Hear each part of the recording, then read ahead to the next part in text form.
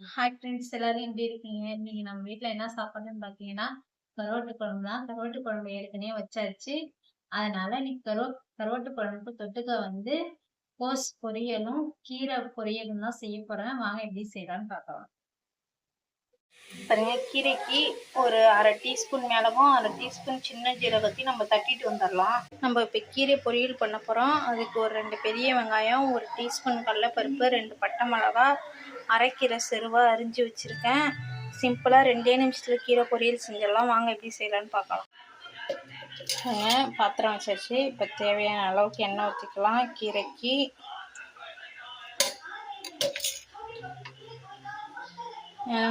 எண்ணெய் நல்லா சூடாகும். எண்ணெய் நல்லா சூடாயிடுச்சு. ஒரு டீஸ்பூன் கடுகு சேர்த்துக்கலாம்.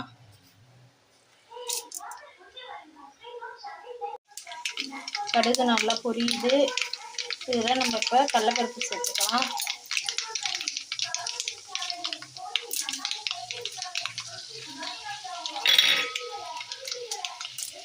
அது கூட 2 பட்டை மிளகா சேர்த்துக்கலாம்.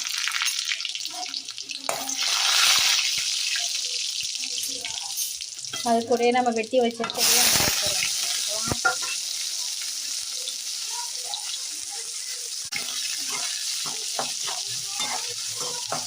வெங்காயம் நல்லா வதங்கிட்டோம். வெங்காயம் நல்லா வதங்கிடுச்சு. இப்போ அதில் நம்ம வெட்டி வச்ச கீரையை சேர்த்துக்கலாம்.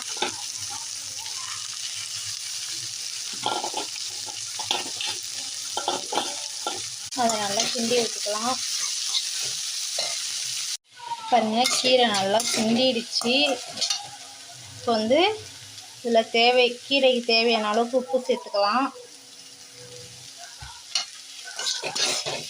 உப்பு சேர்த்து நல்லா கிண்டி விட்டுப்போம். சும்மா கீரைக்கு ரவுண்டு தண்ணி ஊற்றுவோம், ரொம்ப இல்லை, ரவுண்டு. இது ஒரு 2 நிமிஷம் சிம்மிலே வச்சுப்போம். பாருங்க, கீரை நல்லா வெந்துருச்சு. இப்போ வந்து நம்ம வந்து நசுக்கி வச்ச மிளகு ஜீரகத்தை அதில் சேர்த்துக்கலாம்.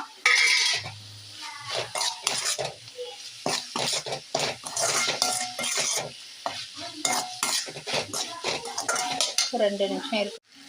பாருங்க, நல்லா கீரை ரெடி ஆயிடுச்சு. அவ்வளோதான். இப்போ இதில் ஒரு 2 டீஸ்பூன் தேங்காய் பூ சேர்த்துக்கலாம். கிண்டி வச்சுட்டு இறக்கிடலாம். கீரை பொரியல் பாருங்க 2 நிமிஷத்தில் ரெடி ஆகிடுச்சு. நம்ம இப்போ கோஸ் பொரியல் செஞ்சுக்க போகிறோம். அதுக்கு வந்து தேவையான அளவுக்கு எண்ணெய் ஊற்றிக்கலாம். எண்ணெய் நல்லா சூடாகட்டும். எண்ணெய் நல்லா சூடாகிடுச்சு. ஒரு டீஸ்பூன் கடுகு சேர்த்துக்கலாம்.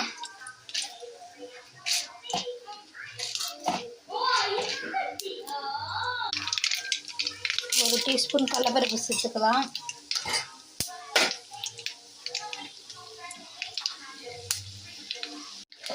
கடலைப்பருப்பு நல்லா பொரிஞ்சிடுச்சு. இப்போ வந்து நம்ம 2 பெரிய வெங்காயம் சேர்த்துக்கலாம்.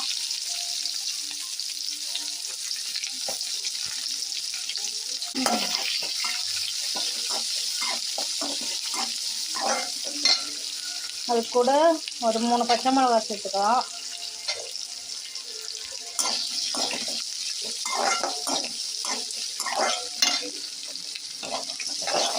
நல்லா வதங்கட்டும். நல்லா வதங்கிடுச்சு.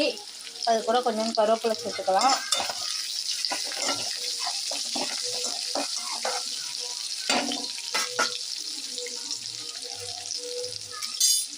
அது கூட நம்ம ஒரு முழு கோஸில் பாதி கோஸ் அரிஞ்சு வச்சுருக்கிறேன் செருவை, அதையும் சேர்த்துக்கலாம். அதை நல்லா கிண்டி விட்டுப்போம். பாருங்க, நல்லா எண்ணெயிலே வதங்குது.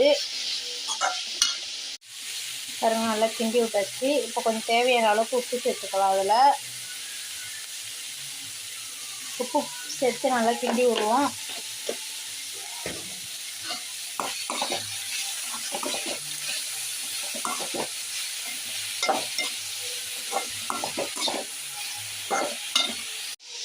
எண்ணெயிலே நல்லா வதங்குது. இப்போ ரவுண்டு தண்ணி ஊற்றிக்கலாம், ரொம்ப இல்லை. ஒரு 2 நிமிஷம் சிம்மிலே வச்சு தண்ணி நல்லா சுண்டட்டும். பாருங்க, கோஸு நல்லா தண்ணிலாம் இல்லாமல் நல்லா சுண்டி நல்லா வெந்துடுச்சு. அவ்வளோதான், கோஸு பொரியல் ரெடி. இப்போ இது மேலே நம்ம ரவுண்டு தேங்காய் போட்டு அடித்து இறக்கிடலாம்.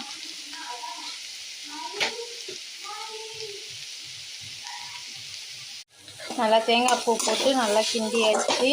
பாருங்கள், அவ்வளோதான், கோஸு பொரியல் சூப்பராக ரெடி ஆகிடுச்சு. இன்னைக்கு நான் செஞ்ச மாரி நீங்களும் கோஸ் பொரியலும் கீரை பொரியலும் செஞ்சு பாருங்க. சிம்பிளா 2 நிமிஷத்துல செஞ்சிடலாம். நல்லா இருக்கும். என் வீடியோ பிடிச்சிருந்தா என் வீடியோக்கு சப்போர்ட் பண்ணுங்க.